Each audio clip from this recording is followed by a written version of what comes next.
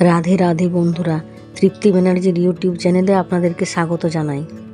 এখন আমি শুকনো কড়াইয়ের মধ্যে মুগ ডালটা ভেজে রাখছি। মানে না ভেজে রাখলে কি হয় বলুন তো, মুগ ডালে পোকা হয়ে যায়।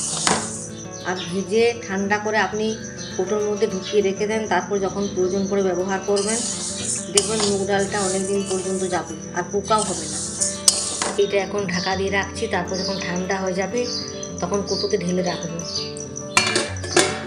মুগ ডালটাকে কিছুক্ষণ ঠান্ডা হতে দিয়েছিলাম, তারপর কৌটোর মধ্যে ঢেলে রাখলাম, তাহলে অনেক দিন যাবে, পোকা টোকা লাগবে না। আমি এখন মুড়ি খাওয়ার জন্য পটল আর আদা দিয়ে একটু পকোড়া বানাবো। পটল আর আদার সাথে একটু বেসন, পোস্ত, গোটা জিরে, খাবার সোডা আর একটু নুন দিলাম।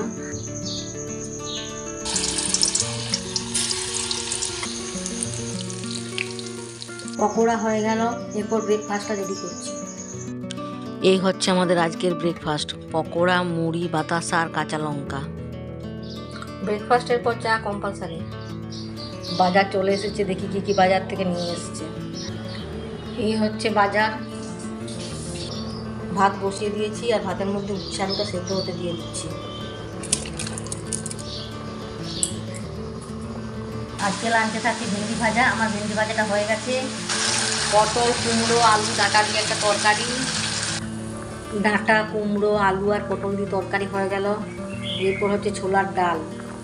এরপর হচ্ছে রসুন দিয়ে পাট শাক। পাট শাক হয়ে গেল। এরপর হবে মাছের ঝাল।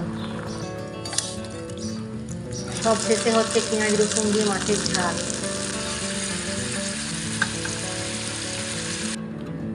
আমার আজকের লাঞ্চ কমপ্লিট। আজকে লাঞ্চে আছে উচ্ছে আলু ভর্তা, ডাঁটা, কুমড়ো, পটল, আলু দিয়ে তরকারি,